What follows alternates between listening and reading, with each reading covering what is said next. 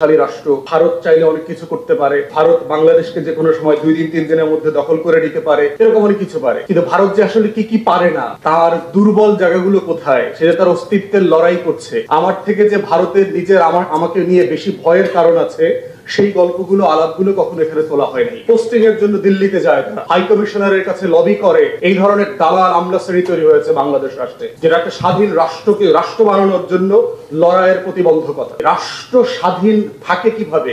শত্রু সাপেক্ষে। বন্ধু সাপেক্ষে রাষ্ট্র হয় না। ভারত যে আমার শত্রু রাষ্ট্র, এই কথাটা বলতে মনে হচ্ছে অনেকের ওই যে আজরাইল আসার আগে যেভাবে ঢেকুর উঠে যায় না, দম উঠে যায় না, এই ধরনের কাপুরুষ বেঈমান গাদ্দার টাইপের একটা বলয় আছে বাংলাদেশের, আমলা থেকে শুরু করে political class, party, politicians, everybody মনে হচ্ছে দম ছুটে যাচ্ছে। যেহেতু বাংলাদেশের স্বাধীনতা লড়াইতে ইন্ডিয়ার অ্যাক্টিভ ইন্টারফারেন্স এবং ইনফ্লুয়েন্স ছিল, তো সেই জায়গাটাতে তার একটা মতাদর্শিক বয়ান বাংলাদেশের যারা আওয়ামী লীগ থেকে জাতীয় পার্টি যারা মতাদর্শিক এজেন্সি ক্যারি করে ভারতের, তারা এটাকে জাতির উপরে চাপিয়ে দিয়েছে।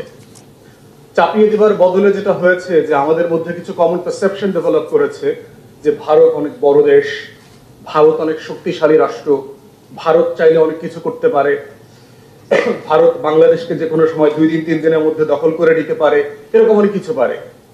কিন্তু ভারত যে আসলে কি কি পারে না, তার দুর্বল জায়গাগুলো কোথায়, সেটা তার অস্তিত্বের লড়াই করছে। আমার থেকে যে ভারতের নিজের আমাকে নিয়ে বেশি ভয়ের কারণ আছে, সেই গল্পগুলো আলাপগুলো কখনো এখানে তোলা হয়নি। কারণ তোষামদের রাজনীতি আছে প্রচন্ড রকম। বড় রাজনৈতিক দলগুলো যারা সাকসেসিভলি রাষ্ট্র চালিয়েছে গত 53 বছর, তারা বরাবরই ভারত তোষণ করে, ভারতের তোষামদি করে, দালালি করে কিভাবে ক্ষমতায় থাকা যায় সেটা চেষ্টা করেছে। এবং সেটা শুধু রাষ্ট্রের শুধু সরকার অংশ না, আমলারা, সামরিক, বেসামরিক সবাই পোস্টিং এর জন্য দিল্লিতে যায় না, হাই কমিশনারের কাছে লবি করে, এই ধরনের দালাল আমলা শ্রেণী তৈরি হয়েছে বাংলাদেশ রাষ্ট্রে, যেটা একটা স্বাধীন রাষ্ট্রকে রাষ্ট্র বানানোর জন্য লড়াইয়ের প্রতিবন্ধকতা। তাই জুলাই আগস্টে যে গণ অভ্যুত্থান হয়েছে, সেই লড়াইটা কিন্তু শুধু একটা দুইটা রাজনৈতিক ফ্যাসিবাদী দলের বিরুদ্ধে হয়নি, পুরো কাঠামোর বিরুদ্ধে। আমরা বলছি যে পুরাতন বন্দোবস্তের বিরুদ্ধে লড়াই হয়েছে। তো সেই জায়গাতে আমার লড়াইয়ের জায়গাটা বুঝতে হবে যে রাষ্ট্র স্বাধীন থাকে কিভাবে? শত্রু সাপেক্ষে। বন্ধু সাপেক্ষে রাষ্ট্র হয় না। এই যে false notion of political science, এই যে আজগুবি জিনিস বাংলাদেশে আমাদেরকে শেখানো হয়, বন্ধু রাষ্ট্র, প্রতিবেশী সুলভ রাষ্ট্র, বন্ধু প্রতিম, হাবি জাবি, দেখবে অল দিস ননসেন্স ওয়ার্ড আমাদেরকে শেখানো হচ্ছে।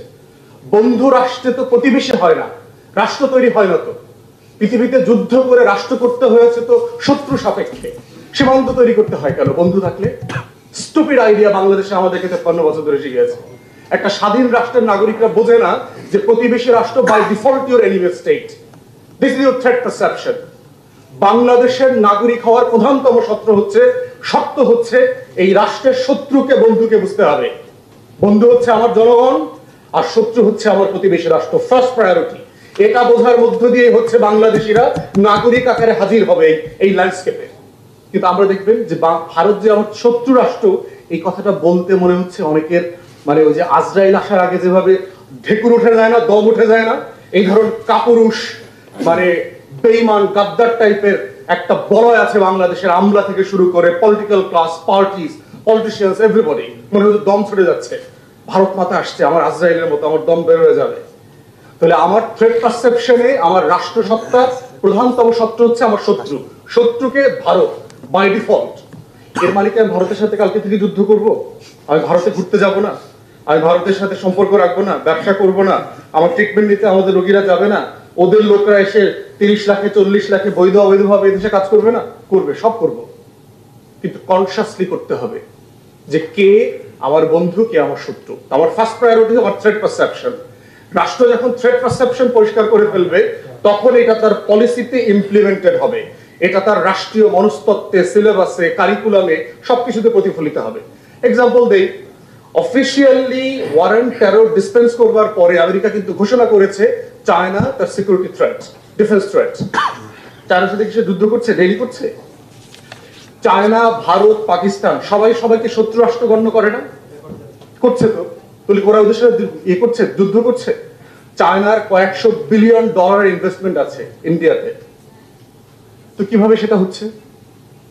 ইংল্যান্ড এবং ফ্রান্স শত শত বছর ধরে যুদ্ধ করেছে, শত শত বছর। গত 100 বছরের ভিতরে পোল্যান্ড নামক দেশ 2বার মানচিত্র থেকে হারায় গেছে, আবার চলে আসছে।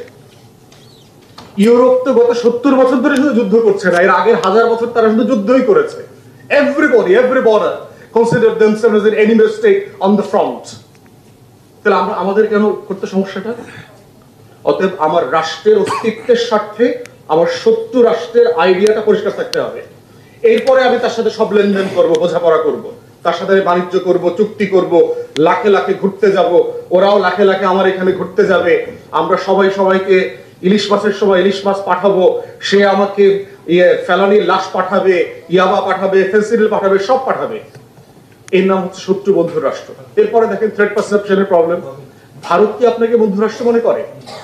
আপনি যে ফেনা তুলে ফেলছেন ভারতের তেল মারতে মারতে, ভারত আপনাকে কিভাবে দেখে?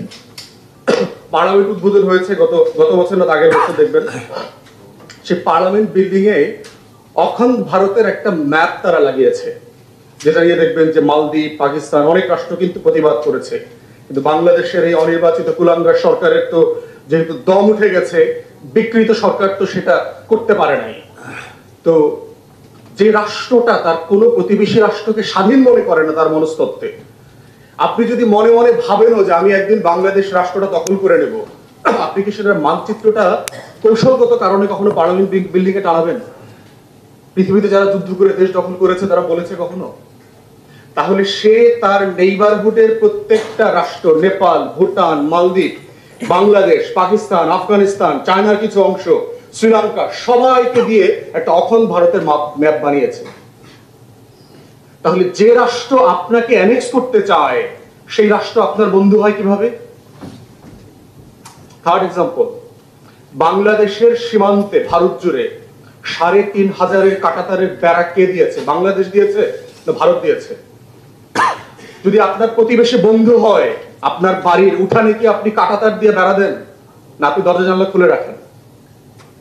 আমি কিন্তু গ্রামে থেকেছি বহু বছর, আপনারা যারা আত্মীয় স্বজন গ্রামে থাকেন দেখবেন গ্রামের লোকজন দরজা খুলে জানলা খুলে ঘুমায়, বাড়িতে কোনো খোঁজ খবর নাই কে কার ঘরে যাচ্ছে, পিছনের দরজা দিকে গিয়ে ডাল আনতেছে, ভাত আনতেছে, নুন আনতেছে, সবাই সবার ঘরে